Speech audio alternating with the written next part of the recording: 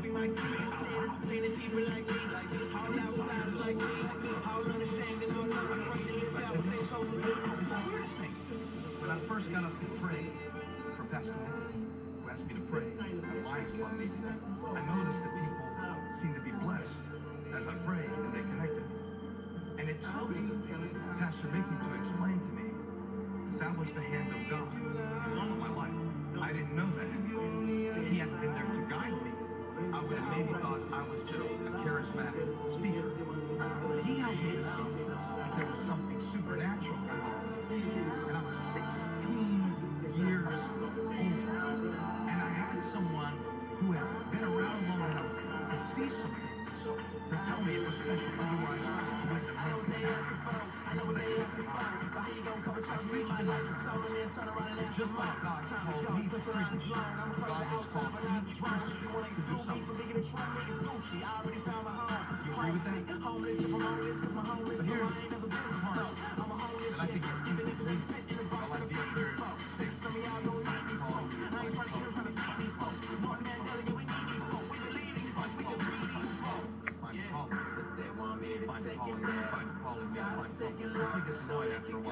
Say, I need a job, man. I don't know about calling. I just need a raise right now. Is that amazing sound is something something you forget. No. And yet, who was the link between the period of the judges and the monarchy of Israel? 1,000 years before Jesus, that even Samuel, who none of his words fell to the ground, even Samuel didn't get it right the first time. I don't know why, but that encourages me. Just reading this little story to know that there's someone that God used to do something great, and he called him, and he chose him. But even this great prophet didn't get it right the first time. I want to set you free today from the feeling that you have to find your calling. That's a cultural concept, it's not a biblical one. You don't have to find your calling. In fact, if the text is correct, if Samuel is an illustration, then I don't have to find my calling. Because if I will serve the purpose of the season that I'm in my life right now, watch this, get ready to shout. My calling will find me. Is that good news, Christian soldiers? Aren't you glad to know that when Samuel heard the voice, and he didn't even know whose voice it was, and here's the thing about it, I want to talk about the culture, and then I want to talk about the contact. The contact. Because when he first heard the voice, it sounded like something he had heard before. Have you ever noticed it's hard to know the difference between when you're speaking to you and when God is speaking to you?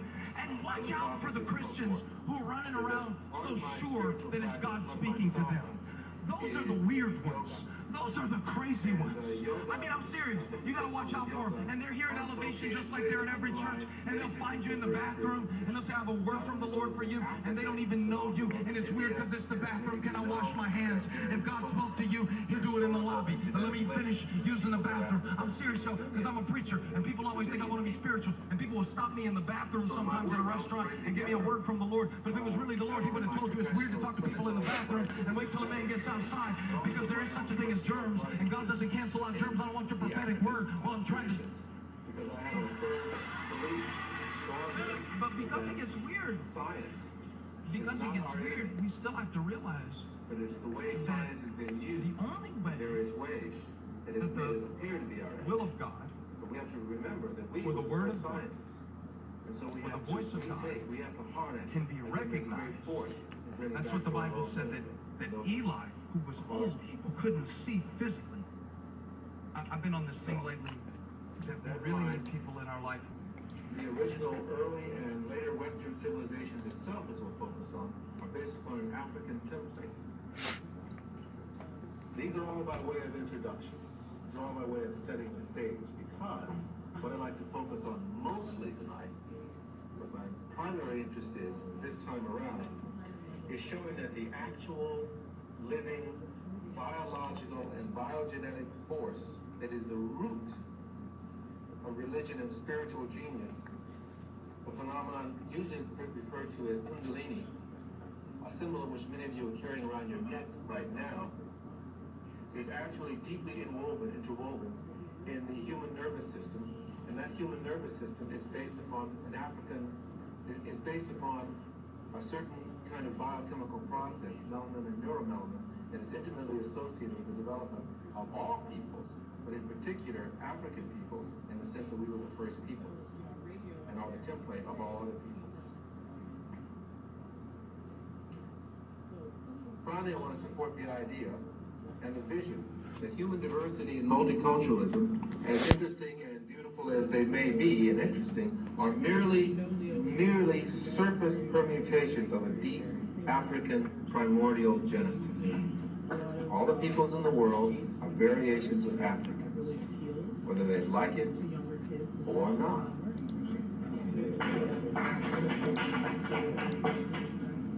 I also want to speak to the African template or model of both everyone's, all peoples, personal embryological or development in the womb, and how that reflects our individual and our collective spiritual development. So, the Egypto-Nubian lands, that's how I'm going to refer to it, as Egypto-Nubian. Egypto-Nubian lands are referred to as Kemet, or land of the blacks, and there are 15 different ways to spell it. Choose the one that you want, but that's basically what it means, that Kemet means lands of the blacks. A number of things begin to happen here that are very important. Medicine begins to arise in this part of the world. And it arises because of the need for mummification and also battlefield surgery. There are huge battles going on here, but when you begin to mummify the bodies of the dead, you begin to learn a lot about it.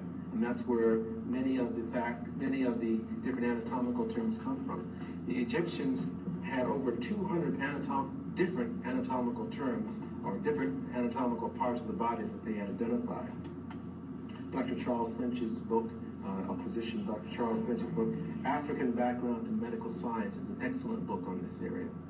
Also, if you want to go to the pirated originals, it's now called the Edwin Smith Papyrus, not because Edwin Smith wrote it, but because he happened to be an Egyptologist studying it, came across the manuscript, and took it back for, quote, safekeeping, unquote, to his museum, and it's referred to as the Edwin Smith Medical Papyrus.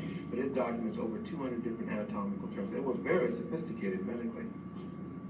Surgery was practiced, and even an early form of neurosurgery called trepanation, where you open the skull to relieve pressure on the skull. Exacting medicines were used, special prescription, subsidies, subspecialties that had arisen during this time, and obviously great philosophers during this time. What I want to emphasize right here, though, during this time, is that during this time in ancient Egypt is the discovery of the unconscious. The discovery of the unconscious was not the discovery of Freud and Jung in the latter part of the early part of the century and the latter part of the last century. No, it was not. It was a rediscovery. And both, by the way, Freud and Jung said this. They knew that. They said so. But they discovered, the ancient Egyptians discovered the unconscious. One of the things that is important about the unconscious, if you're a clinician, you know that it's not enough to know that somebody has an unconscious mind. What you need to be self-aware that there's an agency of the mind that is influencing the behavior outside of awareness. That is the unconscious element of the mind, instead of just going along and having it. So it's a matter of being self-reflective, self-aware, deducing that it's really there. The unconscious in ancient Egypt is referred to in two ways. It's referred to as the Amentat, or the all-black underworld of images, forces, beings, and symbols of the mind. It is a way to think about all these processes going on in the mind, arising and falling and influencing one's life and one's experience. Richard D. King, a brilliant psychiatrist, a friend of mine, has written a book, The African Origin of Biological Psychiatry, and I would suggest any of you that are remotely interested in this seriously to pick up a copy of this person's book. Also, in ancient Egypt, the unconscious process is referred to as the primeval waters of Mun. There's an excellent text called The Discovery of the Unconscious in Ancient Egypt by Eric Horning that refers to this over and over. So clearly, the unconscious mind is known in ancient Egypt, and they work with the unconscious mind. They use the unconscious mind in treatment with hypnosis, with dream analysis, pain control, and a number of other things. We have not really exceeded their technique. We've gone in different directions, but all the basic techniques of hypnosis you can find written in the early Egyptian text. I know, I do it. And I teach it to psychiatry and psychology interns. I'm using essentially the same basic ideas. I'm using different languages and different forms and so on and so forth. This is still basically the same idea. So during this time, there's a great deal of experimentation in art and science and religion. But two are extraordinary and reflect upon our idea of a spiritual evolution unfolding from an African template. The first is the mythos and the spiritual drama of Osiris. The second, and closely allied, is the transcendent bioenergetic phenomenon of Kundalini. It is literally the evolutionary energy in human beings. First, the mythos of Osiris, and why it is the greatest, I believe, and the most inclusive of all the great myths of humankind. But first, what's a myth? And what influence does a myth have on culture? Okay? Not the literal truth. As we all know, whoever wins the war decides what history was. So myth is really the collective memory of the race about what reality is. I assure you, if Hitler had won the war, we would have had a different understanding of what history was, right? Myth is the living memory of meanings, formations in time, and what different forces mold our lives. We all have myths. We have personal myths, we have family myths. If you were to ask someone to sit down 5 minutes and describe who they were very quickly, what you would hear mostly are myths. This doesn't mean it's not true, but it means it's not the literal truth. It means that's the way that they organize their understanding of themselves or other people. People have different roles and potentials and situations in families and so on and so forth. These are family myths. So we all have these myths and we live by them. If we don't have them, our lives are relatively empty. The greatest and most enduring myth of the modern age is the myth of science. Science is a myth. Doesn't mean it's not true. Parts of it are true and parts of it are not true. Science is changing its mind every week. What was an experiment? What was a medical procedure you absolutely had to do 5 years ago? You don't do it anymore, right? So all of you out there who are worried about your prostates, just sit on it for a while.